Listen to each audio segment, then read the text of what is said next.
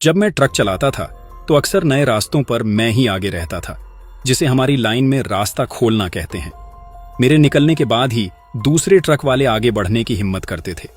उसके बाद मुझे काफी मोटा इनाम मिलता था और लोग हमेशा मुझसे पूछते थे, क्या तुम्हें रास्ता खोलते वक्त कुछ दिखता नहीं था?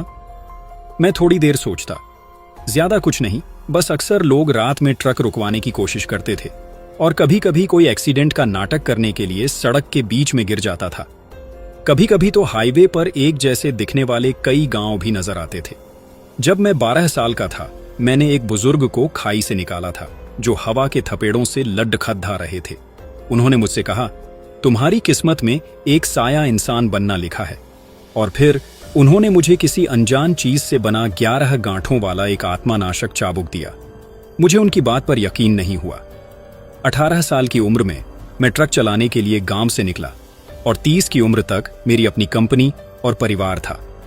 मेरी जिंदगी लगभग पूरी थी, लेकिन बदकिस्मती से माता पिता के रहते हुए मेरी पत्नी का देहांत हो गया और मेरे भाइयों ने मुझे धोखा दे दिया। मैं भारी कर्ज में डूब गया और मेरे पास सिर्फ एक बेटा और बेटी बचे थे। जब मैं बिल्कुल टूट चुका था, तब मेरी नजर काउंटर पर रखे उस चाबुक पर पड़ डूढ़ी। उस वक्त मैं गाड़ी चला रहा था और अपने एक क्लाइंट को पहाड़ी पर ले जा रहा था। मेरे पेट में दर्द हो रहा था और उसी वक्त रमेश का फोन आया। वो साफ तौर पर नशे में था। मैंने फोन काटा और उसे तुरंत ब्लॉक कर दिया। पीछे बैठी माँ और बेटी थोड़ी घबराई हुई लग रही थीं। मैं सिर्फ माफी मांगते हुए सिर हिला सका। उनका डरना जायज था। मेरा चेहरा काफी सख्त है और मेरी लंबाई भी आम लोगों से बहुत ज्यादा है। लोग हमेशा कहते हैं कि मैं किसी गिरोह के लीडर जैसा दिखता हूं। वो रमेश मेरा पुराना बिजनेस पार्टनर और बचपन का दोस्त था। हम एक ही गांव से थे, साथ में ट्रक चलाए, साथ में शादियां की और साथ में एक लॉजिस्टिक्स कंपनी शुरू की। रमेश पहले बहुत हैंडसम हुआ करता था। मैं उससे दुबला था, इसलिए वो मुझे बड़े भाई कहता था। मैंने हर कदम पर उसकी रक्षा की। जब भी ड्राइविंग के दौरान कोई मुसीबत आती, मैं उसके आगे खड़डा हो जाता। अगर वो लड़ने से डरता तो मैं खुद लड़ने जाता। वापस आने पर मैं अपने इनाम का आधा हिस्सा उसे दे देता। मैंने उससे एक बार नहीं बल्कि कई बार कहा था कि मैं उसे अपना सगा मानता हूं और हमारा रिश्ता कभी नहीं बदलेगा। लेकिन जब मैं अपने माता पिता और बीमार पत्नी की देखभाल में लगा था, उसने कंपनी में हेराफेरी की, सारी संपत्ति अपने नाम कर ली और अंत में सारा कर्ज और कानूनी मुसीबतें मेरे सिर मरह दी। तब भी मैंने उसकी नीयत पर शक नहीं किया, जब तक कि मैं अपनी पत्नी के इलाज के पैसों के लिए उसके दरवाजे पर हाथ जोड़ने नहीं पहुंचा। मैंने देखा कि उसने वो सामान भी छीन लिया जो मैंने अपने आखिरी 200 रुपयों से खरीदा था। अर्जुन, तू खुद को समझता क्या है? अब तेरी औकात मेरे कुत्ते से भी कम है। आखिरकार, हालांकि मैंने सर्जरी के लिए पैसे जुटा लिए थे, फिर भी मैं अपनी पत्नी को नहीं बचा सका। अस्पताल के आखिरी पलों में मेरी पत्नी ने मेरा हाथ पकड़ा। अर्जुन, खुद को दोष मत देना। रमेश एक घटिया और नीच इंसान है। वो इस काबिल नहीं कि उस पर दया की जाए और न ही वो इस काबिल है कि उससे नफरत की जाए। बच्चों के साथ अच्छे से रहना, रमेश से दूर रहना, खुद को मुश्किल में मत डालना और ज्यादा काम का बोझ मत लेना। मैं उसके पास बैठकर रोता रहा। अभी मैंने अपने माता पिता के जाने के दुख को स्वीकार ही किया था कि अब मुझे अपनी सबसे प्यारी इंसान को विदा करना पड़ा था। जब सूरज उगा तो मैंने अपने परिवार का एक और सदस्य खो दिया था। रमेश ने अपनी खुद की लॉजिस्टिक्स कंपनी शुरू कर ली थी, जबकि मैंने अपनी सारी संपत्ति बेच दी थी और फिर भी मुझ पर कर्ज का पहाड़ा था। मुझे पता था कि मैं गुस्से में कुछ गलत नहीं कर सकता। मेरे पास अभी भी एक बेटा, एक बेटी और एक बूढ़ी सास थी जिनकी देखभाल करनी थी। लेकिन मैंने मन ही मन ठान लिया था, रमेश, हमारा हिसाब किताब देर सवेर जरूर होगा। मिस्टर अर्जुन, पहुंचने में और कितना समय लगेगा? ज्यादा दूर नहीं, करीब आधा घंटा। हमारी आज की मंजिल रायगंज का शांतिवन कब्रिस्तान था। इसे कब्रिस्तान कहा जाता था, लेकिन असल में यह एक खंडहर बन चुकी पुरानी श्मशान भूमि थी। मैं उस माँ बेटी के साथ ट्रेन से यहां पहुंचा था, फिर कुछ टैक्सियां ली, लेकिन जैसे ही ड्राइवरों ने वहां का पता सुना, उन्होंने दरवाजा तक खोलने से मना कर दिया। दोस्त, यह जगह असल में एक पुरानी दफनगाह थी। जिले की पंचायत ने इसे एक व्यवस्थित कब्रिस्तान में बदलने की योजना बनाई थी, लेकिन जब से काम शुरू हुआ, वहां अक्सर हादसे होने लगे। कोई कुछ नहीं कर सका और आखिर में इसे बीच में ही छोड़ दहना पड़ा था। तब से कोई इस तरफ नहीं आता। मैंने सुना है कि अगर धुंध हो तो सड़क किनारे लोग गाड़ियों को हाथ देते हुए दिखते हैं, और अगर आपने गाड़ी रोकी तो आप कभी वहां से बाहर नहीं निकल पाते। आखिरकार हमारे पास खुद गाड़ी किराए पर लेने के अलावा कोई रास्ता नहीं बचा था। मैंने बगल वाली सीट पर नजर डाली जहां मैंने अभी अभी खरीदे हुए औजार रखे थे। एक फावड़ा, पेट्रोल, एक कुल्हाड़ी और वो लाल कपद्धा जो मैंने अलमारी से निकाला था। सच कहूं तो मैं पहली बार इस तरह का काम कर रहा था। इससे पहले कर्ज चुकाने के लिए मैंने एक दोस्त की मदद की थी जो प्रॉपर्टी डीलर था। मैं उन डरावने घरों की सफाई करता था जहां किसी की मौत हुई हो। मुझे आमतौर पर किसी चीज से डर नहीं लगता, भूत प्रेत से तो बिल्कुल नहीं। जब तक पैसा सही मिलता है मैं किसी भी तरह के घर में रह सकता हूं। इसकी वजह से मैं प्रॉपर्टी डीलरों के बीच काफी मशहूर हो गया हूं। मेरे पास आने वाली यह माँ बेटी भी उसी डीलर के जरिए आई थी, लेकिन उन्होंने मुझे जो काम सौंपा था वो घर की सफाई नहीं था, बल्कि उनकी जिंदगी से एक रूहानी साए को अलग करना था। मुख्य पीड़ित एक युवा लड़की है जिसका नाम स्नेहा है। वो अभी 20 साल की है और कॉलेज से पास आउट हुई है। वो अपनी माँ किरण की गोद में सिर रखे बेदम सी पड्डी थी। उसका चेहरा पीला था और आंखों में एक अजीब सा अकेलापन था। उसके मुताबिक 3 महीने पहले एक त्योहार के बाद उसे अक्सर एक अजनबी आदमी के सपने आने लगे। शुरू में उसने सोचा कि शायद यह किसी बॉयफ्रेंड की कमी की वजह से है। जो दिन में सोचा वही सपने में आ गया और उसने इसे गंभीरता से नहीं लिया। सपनों में वो और वो अजनबी आदमी खुशी खुशी बातें करते थे, यहां तक कि साथ में ट्रिप्स और डेट्स पर भी जाते थे। उसे कभी उस आदमी का चेहरा साफ नहीं दिखा, बस इतना एहसास होता था कि वो एक जवान और हैंडसम आदमी है। कुछ समय बाद उस आदमी ने उससे पूछा कि क्या वो हमेशा के लिए उसके साथ रहना चाहती है। अपने प्यारे सपने में खोई हुई स्नेहा ने बिना सोचे समझे हां कह दी।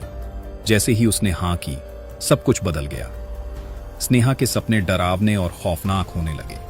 उसे अक्सर ऐसी औरतों के सपने आने लगे जिनकी चिताएं या कब्रें गड्ढों में दबी थीं। एक ताबूत, एक सफेद पत्थर। जब भी वो भागने की कोशिश करती, वो आदमी एक घने जंगल की तरह उसके पीछे आता। स्नेहा सोने से डरने लगी। जब भी उसकी आंख लगती, वो बुरे सपनों में डूब जाती और चीखते हुए जागती। उसका दिमाग फटने की कगार पर था।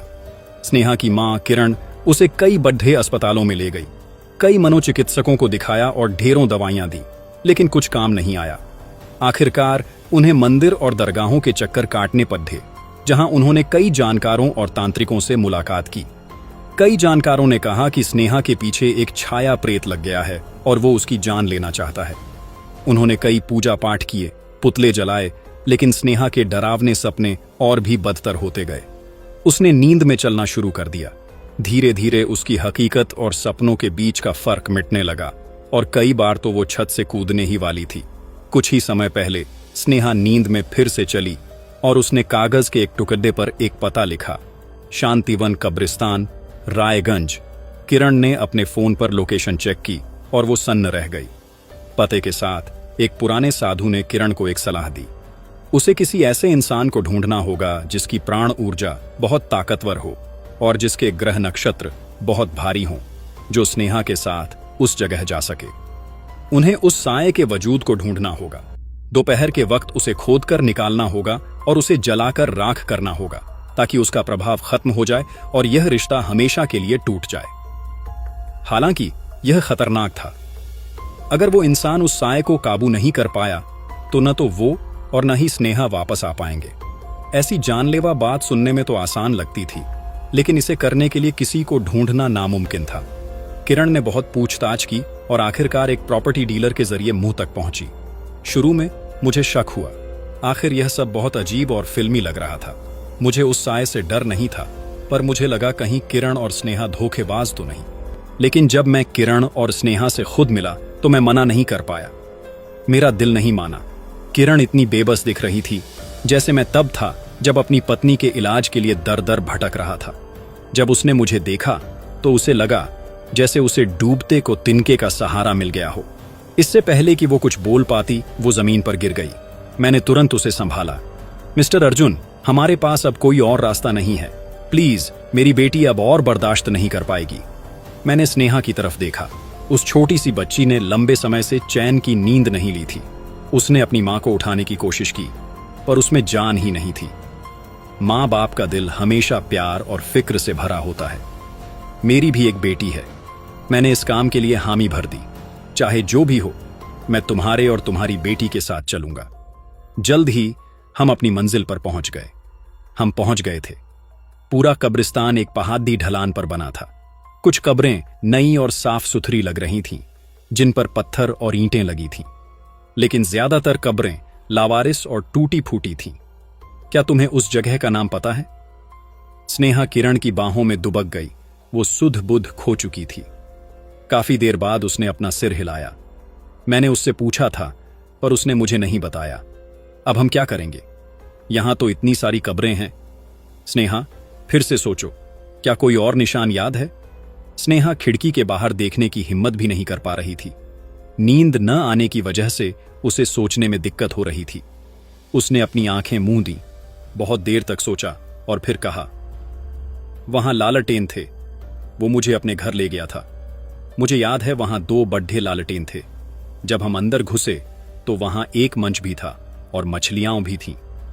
स्नेहा, मैं तुम्हें यह सब सोचने के लिए नहीं कह रहा हूं। उसके नाम के बारे में सोचो, या उसके खानदान के बारे में और समय के बारे में। मैं नीचे जाकर देखता हूं, तुम यहां मेरा इंतजार करो। मैं फावड़ा लेकर कार से बाहर निकला और अलग अलग कब्रों के पत्थरों को देखने लगा। ज्यादातर पर लिखा हुआ मिट चुका था।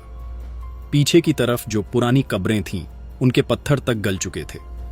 मैंने चारों ओर देखा, लेकिन मुझे कोई ऐसी कब्र नहीं दिखी जो खास लगे।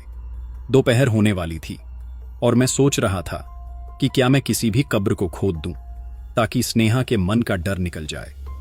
शायद वो सोचे कि सब खत्म हो गया है और सपने आने बंद हो जाएं। सच कहूं तो मुझे अब भी पूरा यकीन नहीं था कि कोई रूहानी साया ये सब कर रहा है।